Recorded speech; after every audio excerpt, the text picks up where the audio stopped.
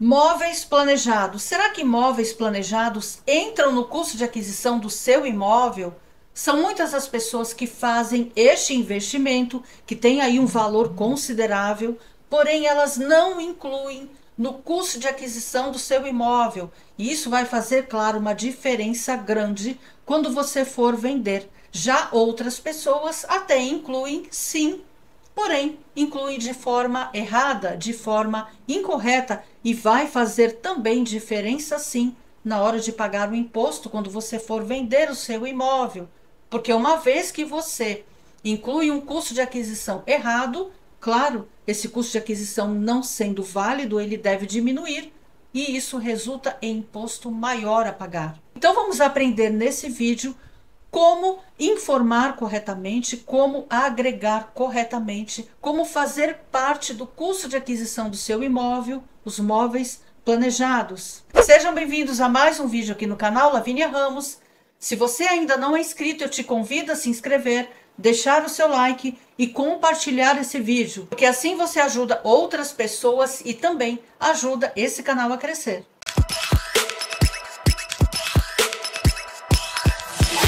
Falando de custo de aquisição de imóveis, é muito importante você entender que cada custo de aquisição, cada benfeitoria que você faz, reformas, ampliações, construções, você deve manter recibos e notas fiscais para futura comprovação. E falando de imóveis planejados, sim, este tem aí uma especificação, tem aí uma particularidade que você deve com certeza prestar atenção, ficar atento para que você não perca aí o investimento que você fez, que tem aí um valor considerável e sim, possa agregar no seu imóvel e sim, diminuir o seu imposto na hora de vender. Então vamos ler agora a legislação, a consulta COSIT, que demonstra essa especificação, a forma correta de você agregar valor no seu imóvel e com certeza diminuir o imposto a pagar.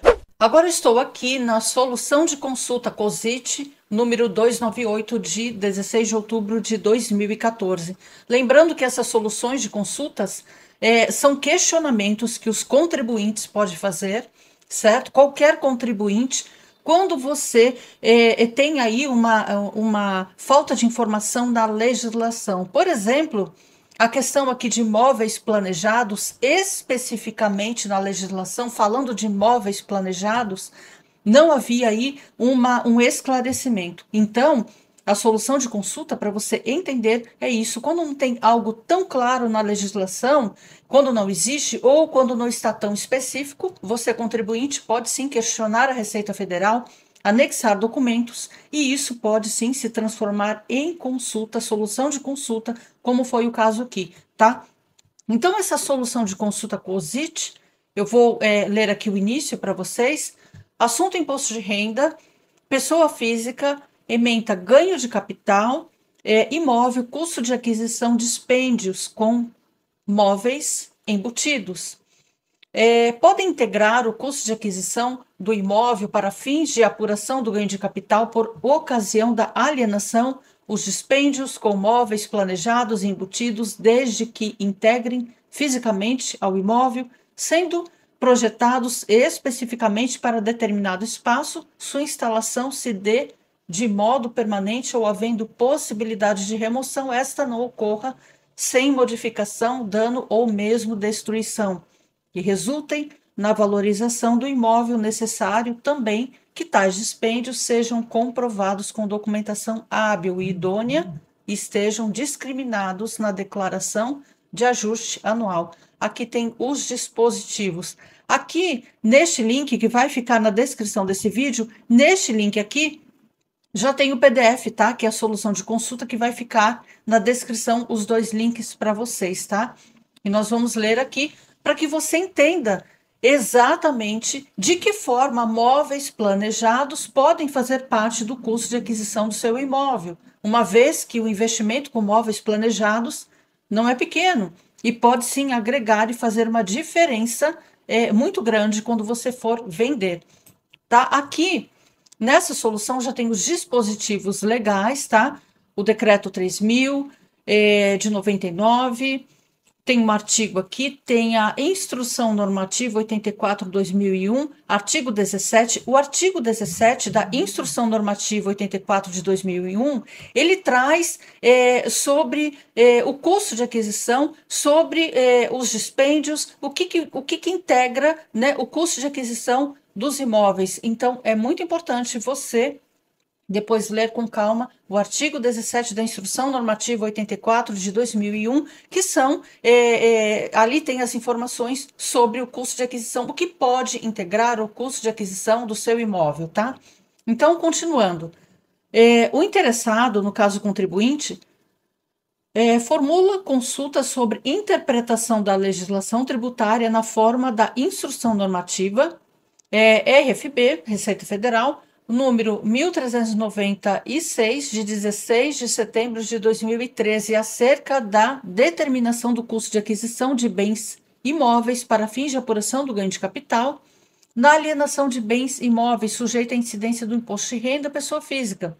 Informa ser proprietário de um imóvel urbano adquirido em 2006, no qual, em meados de 2008, foi instalado um conjunto de imóveis planejados e embutidos, armários de cozinha, banheiro, guarda-roupa, quarto, rack, sala.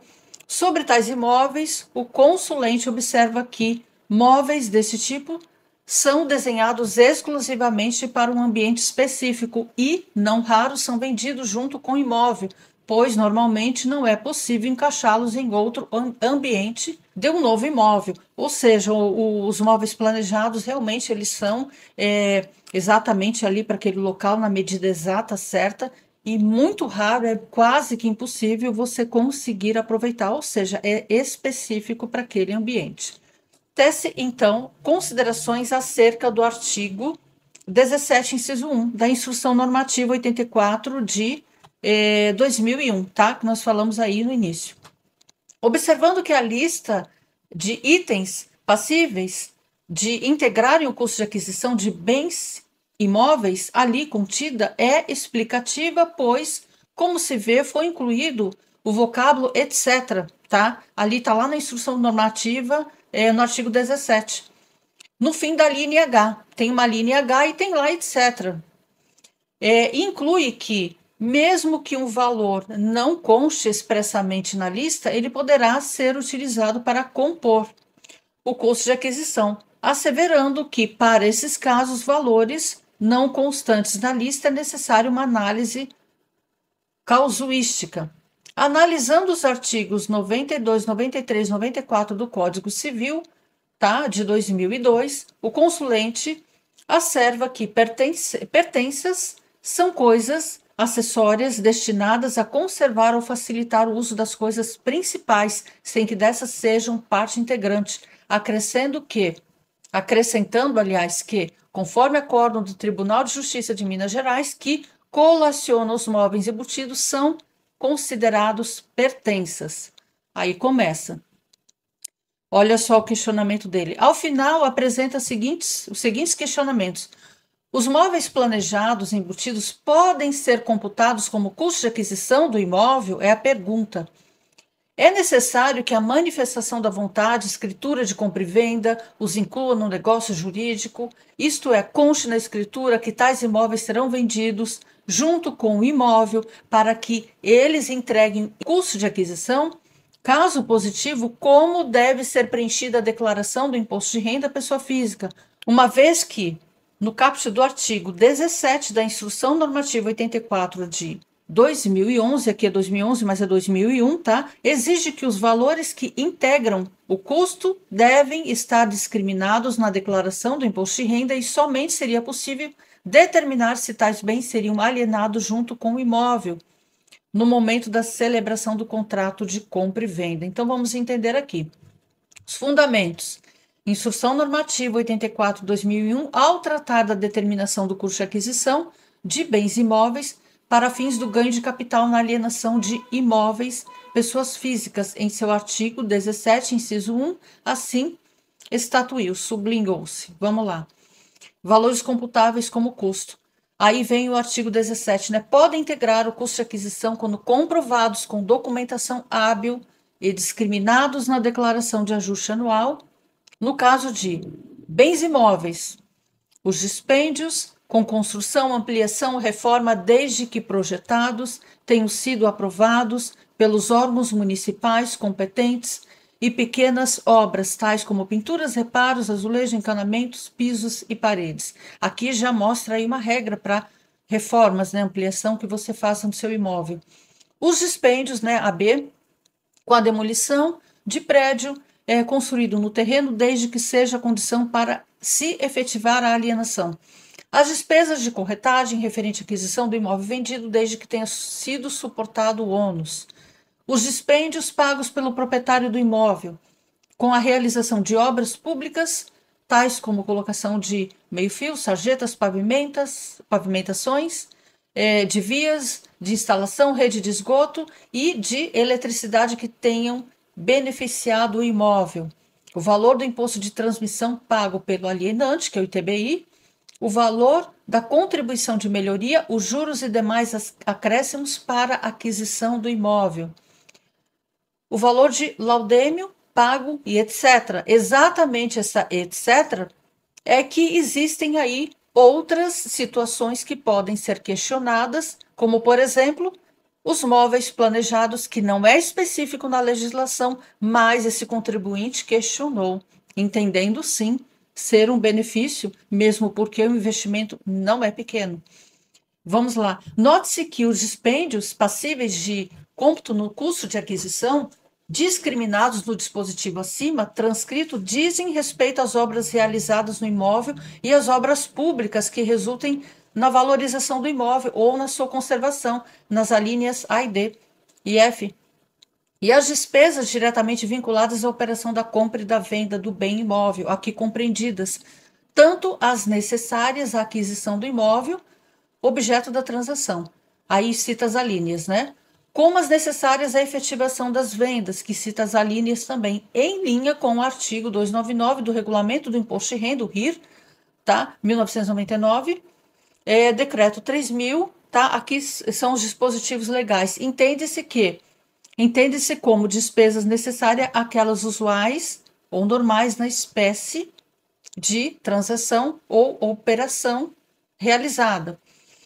A partir disso, observa que o emprego do termo etc., tá, na linha H, que é o que está aí, né, está no ar, quais são aí as outras possibilidades não específicas do inciso 1º do artigo 17 da Instrução Normativa 84/2001, abre possibilidade de inclusão de outros dispêndios. Aqui, claro, isso aqui é muito claro. Abre possibilidade de inclusão de outros dispêndios no custo de aquisição de bens imóveis, além daqueles expressamente listados, desde que claro, a natureza desses outros dispêndios sejam consonantes com as dos citados no inciso em pauta. Neste contexto, tem-se que a instalação de móveis planejados, embutidos, embora não constitua estritamente construção, ampliação e reforma, nem se insira rigorosamente dentro do conjunto de pequenas obras, tais como pinturas, reparos, melhorias de imóveis expressas na linha A do inciso 1 do artigo 17 da Instrução Normativa, com elas guarda consonância. Isso porque os móveis planejados e embutidos da mesma forma que as obras e ações de conservação de imóveis em questão se integram fisicamente ao imóvel, sendo projetados especificamente para determinado espaço. Sua instalação se dá de modo permanente, ou havendo possibilidade de remoção, esta não se dá sem modificação, dano ou mesmo destruição, resulte na valorização do imóvel. É claro que a inclusão dos dispêndios em questão no custo de aquisição do imóvel deve observar as exigências de comprovação com documento hábil e idônea e a discriminação na declaração de ajuste anual, conforme preceitua o caput do referido artigo 17 da Instrução Normativa 84 de 2001, já que no que se refere à exigência de que conste na escritura que tais imóveis são vendidos junto com o imóvel, Verifica-se que as normas de regência não estabelecem tal obrigatoriedade. Vale observar, finalmente, que no caso de retirada dos móveis planejados embutidos, por ocasião da alienação, o valor acrescido ao custo de aquisição do imóvel em razão de sua instalação deve ele ser excluído. Aqui, ó, no início, aqui no 10, aqui já está claro, fica bem claro que os móveis planejados, eles são, claro, especificamente feitos para aquele local. A medida é exata e quando você retira, muito raro, quase impossível você adaptar em outro local. Claro, você pode tentar fazer uma adaptação, sim, mas ele não encaixa exatamente, ou seja, são móveis específicos para aquele local e quando retirado, com certeza, o dano vai ser causado ali. Então, portanto, é isso que está sendo questionado, porque o investimento ele não é pequeno e, além disso, ele é específico para o local, ou seja, acaba fazendo parte, como se fosse um gabinete, por exemplo. Um gabinete de banheiro é um móvel, mas faz parte, entra no custo, aquele valor que foi investido, um gabinete de cozinha, de banheiro, ele entra no custo.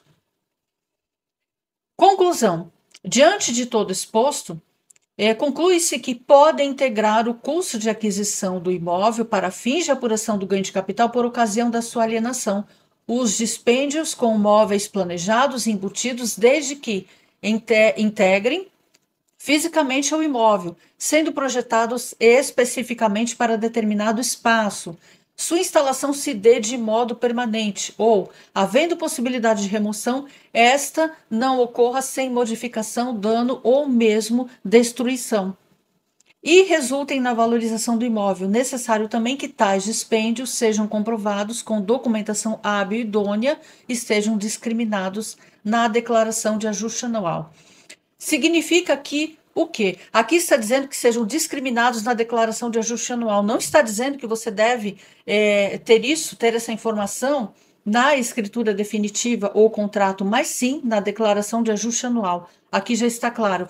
Outra coisa, móveis planejados não é simplesmente para que você não se engane e não tenha problema. Aqui está claro, olha só.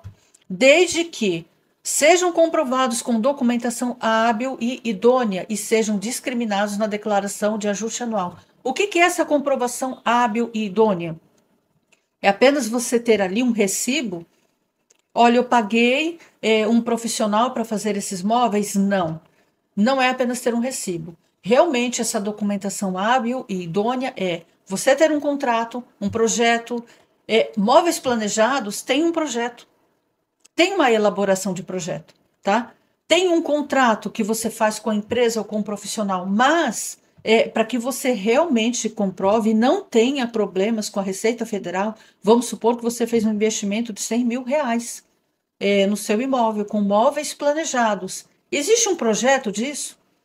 Existe um contrato junto a esse profissional, a empresa que te atendeu, que fez ali, que especificou no objeto do contrato que trata-se de a contratação, né? O objetivo daquele contrato, o objeto do contrato, trata-se de móveis, a elaboração, ou seja, a confecção de móveis planejados para aquele determinado local, segundo o projeto, de acordo com o projeto, aprovado, elaborado. Existe tudo isso? Porque se não existe, e você, por exemplo, detém recibos, detém até notas, por exemplo, da compra de madeira ou qualquer outro tipo de material, seja o material completo ou um contrato, mas se você não estiver isso específico, esclarecendo os móveis planejados, que realmente a contratação foi de móveis planejados, o que pode acontecer? Pode ser, sim, desconsiderado o seu investimento. Pode ser descaracterizado o seu investimento como móveis planejados e simplesmente uma compra de imóveis, mas não exatamente planejados. Então, existe uma diferença de você investir, comprar móveis, mobiliar o seu espaço, certo? Seja apartamento ou casa, e fazer aí um investimento com móveis planejados, porque tem toda uma especificação. Eles são específicos para o local, as medidas, o projeto existente, o contrato, enfim, ele é caracterizado realmente como móveis planejados, e para isso existe ali não só o contrato, mas também um projeto. Então, fiquem atentos que móveis planejados sim podem integrar o custo de aquisição, mas também tenham cuidado de fazer exatamente o contrato que especifique, que comprove, não só com notas fiscais, com o contrato, com o projeto do profissional, para que futuramente, se você tiver que declarar isso, apresentar para a Receita Federal, você não vai ter problemas. Aqui eu acessei um blog para mostrar para vocês a definição exata de imóveis planejados para que você não tenha problemas futuramente com a Receita Federal, caso seja solicitado para você as documentações. Se por acaso você declarar, informar na sua declaração do imposto de renda que você tem esse investimento, que são móveis planejados, e você vir a vender o seu imóvel, tá? Eu vou mostrar a definição de imóveis planejados e outras definições que podem confundir você, até para te alertar e não permitir aí que você venha ter problemas, tá? Então, veja só. Aqui, os móveis planejados são aqueles pensados e projetados para cada cliente. Todas as medidas são tiradas milimetricamente e as peças são criadas exclusivamente para o local, de acordo com os materiais e acabamento disponíveis na loja. Claro, eu estou lendo um blog aqui de uma loja específica, mas cada um trabalha de uma forma, tá? Então aqui as peças são milimétricas, claro, são móveis planejados, tem peças específicas, a medida é exatamente para aquele local, esse são os planejados, é a definição. Veja só, já os móveis projetados são aqueles pensados e criados a partir do cliente, sem uma modulação fixa. Estilos ou material né, pré-definido, ele permite total personalização de forma a aproveitar o espaço totalmente. Já os móveis modulados são dentre os tipos apresentados os que têm a menor capacidade de personalização. Eles são compostos por módulos pré-fabricados e podem ser compostos para atender, na medida do possível, as especificações do cliente. Veja só, o importante aqui, ó, é você entender que imóveis planejados, sim, você deve ter um contrato e também o projeto. Por quê? De repente a pessoa se engana, compra não a especificação planejados e outro tipo, por exemplo, projetado, modulado, e a solução de consulta, ela não fala de projetado e modulado, ela fala de planejado. Então, esse detalhe é muito importante. Se você entra dentro desta especificação no contrato que você faz com o profissional ou com a empresa que você contratou e tem um projeto, muito bem. Ele especifica ali, ele caracteriza o planejado, tudo bem. Você não vai ter problema numa possível comprovação futura.